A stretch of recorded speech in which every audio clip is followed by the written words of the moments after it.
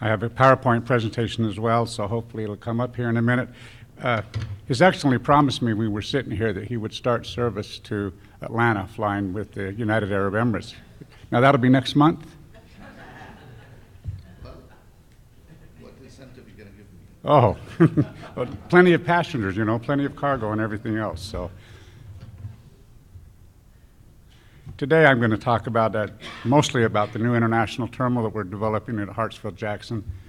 Here we go. It's already up there, and it's a facility that's very important to us, and it's going to show to the community what we're going to do to really impress upon or improve upon our service to the community in the future and how it all is going to work for us. Let's see if I can find the button. There we go. We actually started planning this in a master plan back in 2000. We expect 13 million international passengers coming through the airport by 2015. Actually, this year in total passengers, we'll do 90 million passengers. Actually, Hartsfield-Jackson is the busiest airport in the world, and we want to keep it that way and go on as strongly as we can. We started construction in 2008. Just planning and design alone creates 3,000 jobs for our community, and when we open the facility, it will create another 2,000 jobs on a permanent basis. I'm going to show you a few pictures here. This is a rendering of the front of the terminal building. The next picture here shows you actually what's happened with that, and you can see how close it is to what we said it was going to look like when we were building it. This building is approximately 80% complete as we speak right now.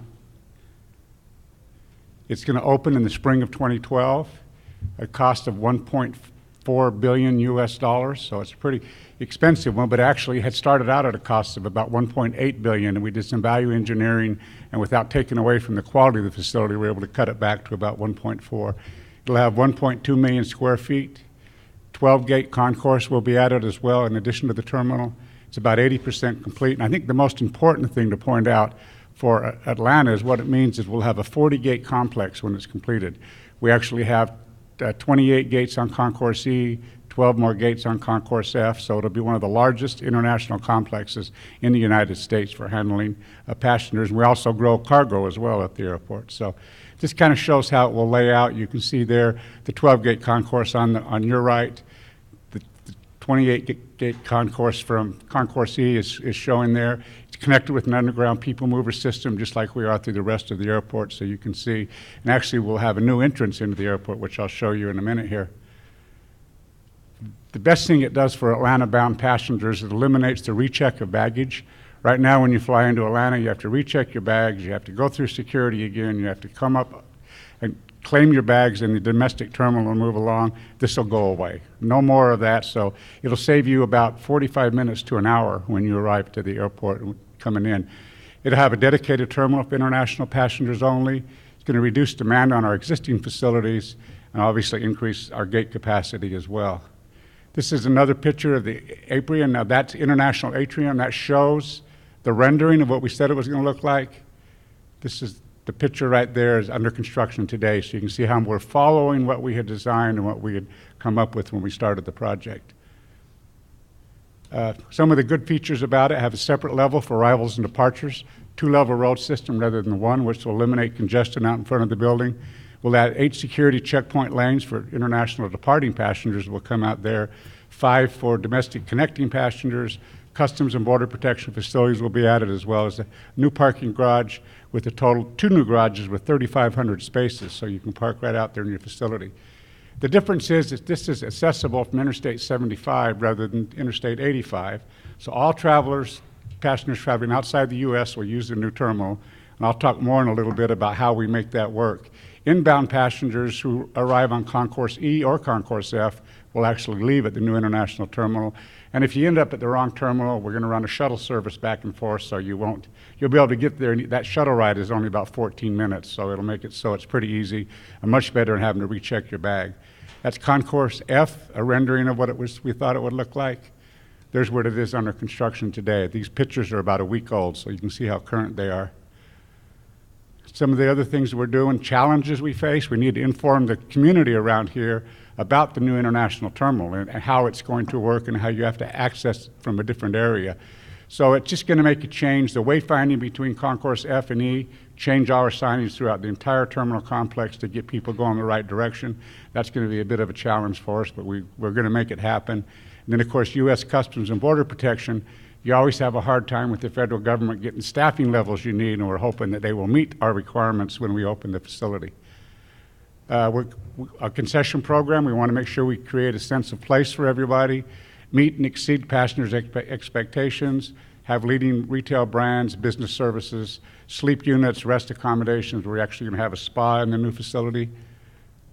Parking, like I mentioned, 1,100 spaces right across the street from the terminal where you can park your car and walk across, or a 2,400 space garage you can see under construction right there, which is just a 4-minute shuttle from the garage to the terminal building. So that's going to work very well. And a lot of our customers, like the Gold Reserve facility we have now in our current terminal, will have a Gold Reserve lot out at the international terminal as well. The Rivals Hall, there's another picture of what we said we thought it would look like, or a rendering. There you go. That's it under construction today, about 2 weeks ago. So you can see we're moving right along very quickly with this project overall. The ground transportation, it'll have all of the things you have today: safe, reliable hotels, regional shuttles, taxis and limousines. We'll actually have hanging signs out there, colored signs, to tell people where they want to go if they want to get taxi cab or a shared ride shuttle service to downtown Atlanta, or exactly what they want to do. And it's going to work extremely well, actually work better than we have at the current domestic terminal. International shuttle corridor, I mentioned before, if you come to the airport and you ride MARTA out there, we'll have a shuttle that will take you from MARTA out to the international terminal. Then when you return back, it will bring you back. So it makes it a very good operation for the customer.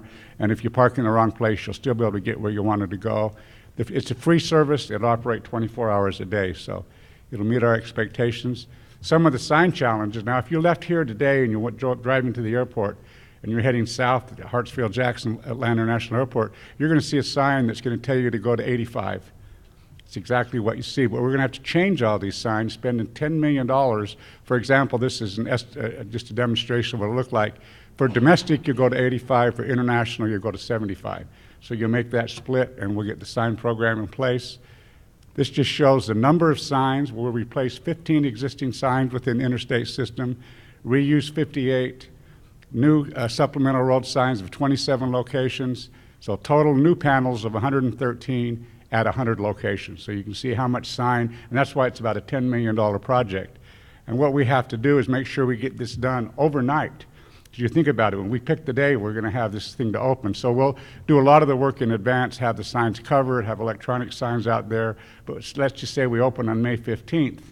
On May 14th, we'd have to go out and get everything ready for the next morning. So it's going to be a bit of a challenge, but working with the Georgia Department of Transportation, we're going to make it happen. So that's good for us as well. This is just construction. Actually, I was trying to run a time lapse of to show the construction, but I'm running out of time, so I won't go any further.